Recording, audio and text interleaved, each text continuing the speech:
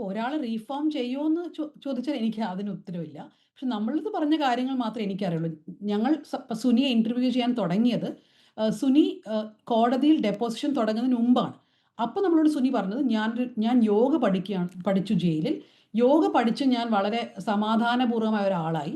എനിക്കിതുകൊണ്ട് സത്യം പറയണം കോടതിയിൽ പോയി എന്നാണ് സുനി ആദ്യം നമ്മളോട് പറഞ്ഞത് ഫസ്റ്റ് മീറ്റിംഗിൽ. പിന്നീട് സുനി കോടതിയിൽ പോകുന്നു, ഡെപ്പോസിഷൻ കൊടുക്കുന്നു. ഈ ഡെപ്പോസിഷൻ സുനി ഓൾമോസ്റ്റ് 70% കാര്യങ്ങൾ ശരിയല്ല എന്നാണ് പറയുന്നത്. സുനി കാറിൽ കയറിയിട്ടില്ല, സുനി അല്ല ഈ സെക്ഷൽ അസോൾട്ട് ചെയ്തത്.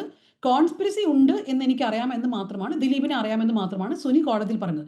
സുനി കുറ്റകൃത്യം ചെയ്തിട്ടില്ല എന്ന് തന്നെയാണ് സുനി കോടതിയിൽ പറഞ്ഞിരിക്കുന്നത്. പിന്നീട് സുനി അതിനെക്കുറിച്ച് പറഞ്ഞത് ഇതൊരു വലിയ മഹാസംഭവം ഒന്നുമല്ല, ഇത് റോട്ടിൽ പോകുന്ന ഒരു കോഴിയെ പിടിക്കുന്ന അത്രേ ഉള്ളൂ. അതാണ് കൃത്യമായിട്ട് അയാൾ ഉപയോഗിച്ച വാക്കുകൾ. ഇനിയും കൊട്ടേഷനുകളൊക്കെ ഉണ്ട്, ഞാൻ പുറത്ത് വരട്ടെ.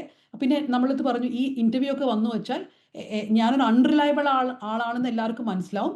അതുകൊണ്ട് തന്നെ എൻ്റെ പേര് കൂടുതൽ ഈ ക്രൈം സർക്കിൾസിൽ വലുതാവും. എന്തൊക്കെയോ ഒരു വളരെ വാപ്ഡ് ആയിട്ടുള്ള ലോജിക്കാണ് സുനിക്കുള്ളത്.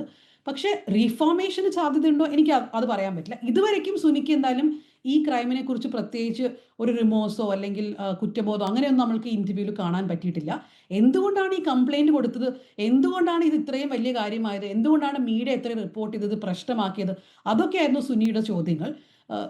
അത്രേ ഇപ്പോൾ തൽക്കാലം പറയാൻ പറ്റുള്ളൂ. പക്ഷേ ഇന്ന് ഈ കോടതിയിൽ എല്ലാവരും ഉണ്ടായത് റിപ്പോർട്ടേഴ്സൊക്കെ പറഞ്ഞത് ആദ്യം കരഞ്ഞുകൊണ്ടിരുന്ന സുനി ഈ വിധി വന്ന ശേഷം കുറച്ച് അയാൾക്ക് സമാധാനമായി എന്ന് തന്നെയാണ്.